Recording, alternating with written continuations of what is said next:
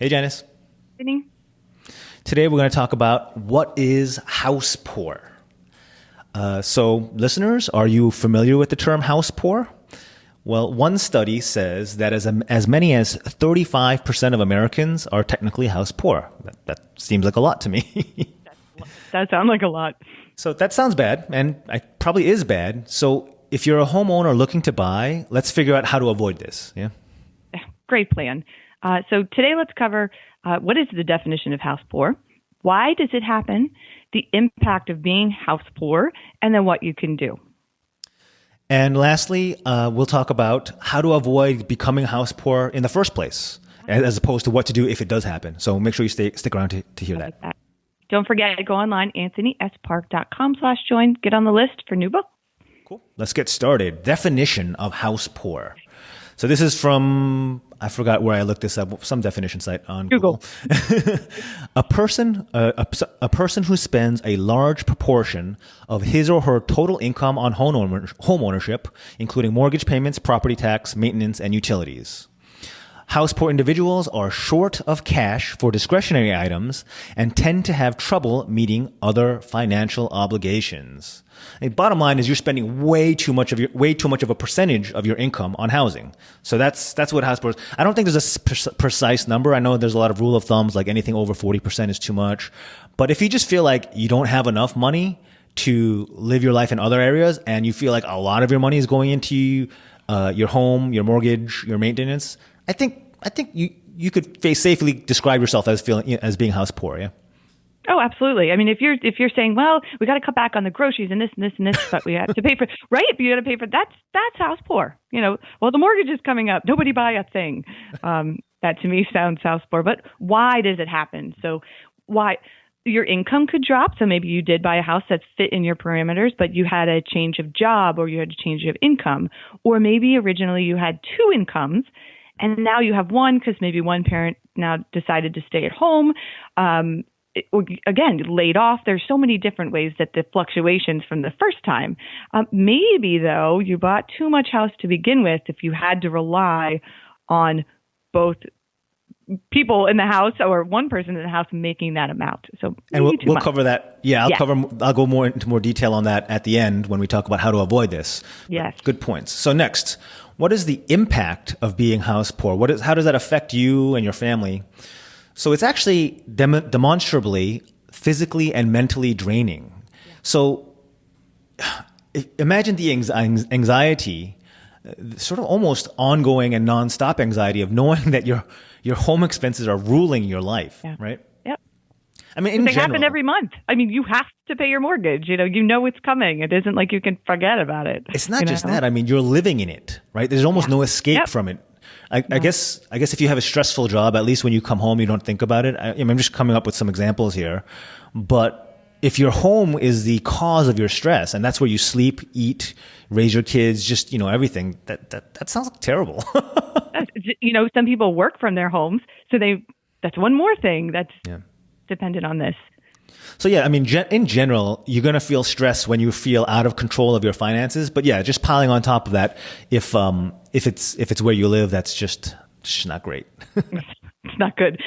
So let's talk about what we can do if you are house poor. So is it first, you got to look at, is it temporary? So will this pass? Did you get laid off, but you have something in the works and this may be like a month or two and you'll get back on track? That's one way to look at it. Will it recover? Can you tighten your belt until recovery? Maybe take down going out to eat a notch until, that there's, then in a few months you're going to be okay. Can you tighten it up a little bit? Maybe be creative is one way, like Airbnb. I don't know much about that. It's not my, no, thank you. You could. To me, that sounds like adding stress to your stressful situation by having strangers tramping through your house, but whatever. Could it work? Yeah. Sure. Yeah. Would it create more stress on me to know I can't pay the mortgage or to have somebody living in the house? So it's a no-brainer for me. That's maybe you'll get somebody cool like the Fawns or something. Maybe, but I'm not going to take that. But you could. I mean, you could rent it out to, you could rent a room. There are things you can do temporarily to get back on track. So could, I guess, a last resort is maybe you can help with this is downgrading or just going smaller. Yeah, I mean, if it looks like if of the things you ran down, if it looks like things are not going to change within a certain amount of time, and that sort of depends on your situation. But let's say, let's put it out, be conservative. Say you don't see things changing any sooner than 3 years. You know, using that as a benchmark. 3 years is a long time to suffer through that financial. That might be a good time. I mean, 6 months, yeah, you can ride that out. Maybe even a year, maybe even 2. But anything over 3 years, you really probably need to change the status quo there. Right. And what I mean by that is consider downgrading or selling. Right. Right. No, I like that benchmark because 6 months sounds like, okay, we could do this. We can make small changes. But even a year or 2 years, that's pretty terrifying. Mortgages house ownership is expensive.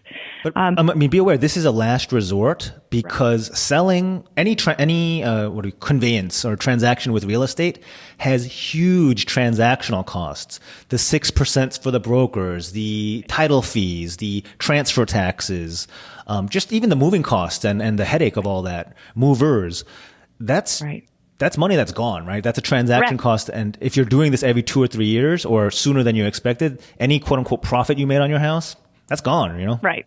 So you have to weigh this out, that cost benefit. We've talked about this in other podcasts. Like think about that. If you move into an apartment, you got first and last month rent. I mean, it's just so much to think about it for the last resort. So most importantly, at least I think most importantly, how do you keep from getting this way in the first place? Right? Let's totally agree. Not get to that point. Totally agree. So first, I mean, it seems commonsensical, but just don't overbuy to begin with. And part of that is understanding true home ownership costs from the beginning.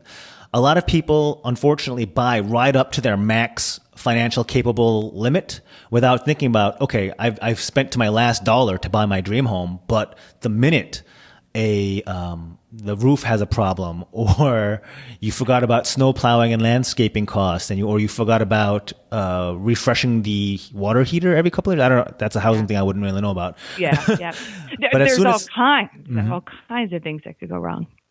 So as soon as one of those things pops up, or in the Manhattan type of landscape, you buy a condo, right? And a lot of those amenities or common areas are taken care of through your maintenance. But what if next year the board hikes up the maintenance way more than you thought?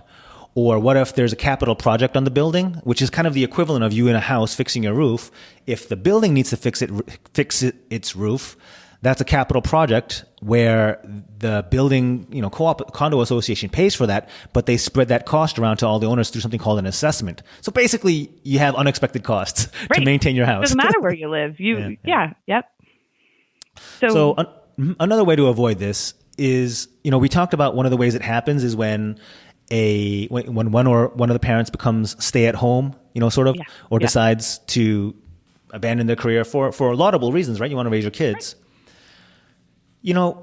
I see this a lot with my younger or single or I guess childless friends where they're very certain that they're going to be career driven, and that's even after I have kids, I want to keep going. I went to school. I should keep going.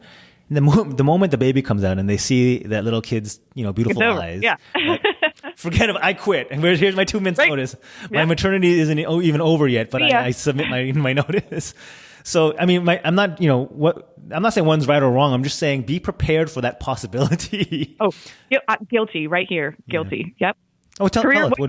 No, same thing. Like with the kids, it was like, I'm totally career oriented. And then they came around. It's like, well, I don't want to leave them. I can't do that. Of course, I had to weigh in the cost of childcare in the burbs. Mm-hmm. Holy smokes. But I get it. I thought I was in this direction and the kids came and whoop, there I go, other direction. So just even if you're like 99% sure you're going to be that career driven parent, father or mom, whichever one it is, just give your family buffer that if that choice comes to be, or if one of you wants to make that choice, you can make it happen. Not you have bought a house that's completely contingent on two of you earning more. Right. So also make sure you don't buy if you might have to move within, like, say, the next 5 years, right? And what I mean by that is, you got to make sure that if you're of childbearing age, or if that's the stage in your life that's coming up soon, don't buy a house in the trendy area that has terrible schools, Right. I mean, I guess you do have 5 years before they hit kindergarten, but just think about these things. It's just, how hard is it to move in, and then you're going to move with kids, and that's tough. And just think about whether or not, or how important it is to you to want to spend on other big items, right? Mm-hmm. So if you have other big plans coming up, like a wedding or a big traveling spree, or even just, a shopping spree, whatever is important to you. Maybe, your parents are retiring and you want to send them on a cruise. If you have something big coming up, just make sure you don't tie up. You just keep it all. Just keep a global perspective of your money, and don't just buy a huge house that you can barely afford and think, oh, there goes my vacation. There goes everything. No fun, but I can take care of a house. Right. But basically, just keep in mind what your priorities are, and just make sure you slot everything in accordingly. I mean, it sounds commonsensical, but it's always helpful to remind everyone, right? It really is, because sometimes you don't think of that when you walk in and you see that house and you're like, this is the one I've got to have. I know it's at the top of my budget plus a little extra. Yeah, it's hard to take all that stuff in, but we have so many other podcasts that are just about that and picking the right home. Maybe you could put a couple links in there, because it is important, like, to make the decisions right the first time, and then you won't get to this house poor, right? So I think that's it. I actually think this is where your book would be applicable, How to Buy My First Home, because it does remind you, like, don't get sucked into this really big thing. New book's coming out, anthonyspark.com/join. And I think that's all we have for today. That's it. Thank you, everyone, for listening. Thank you, Janice, as always. We'll talk next time. Bye. Talk soon. Bye.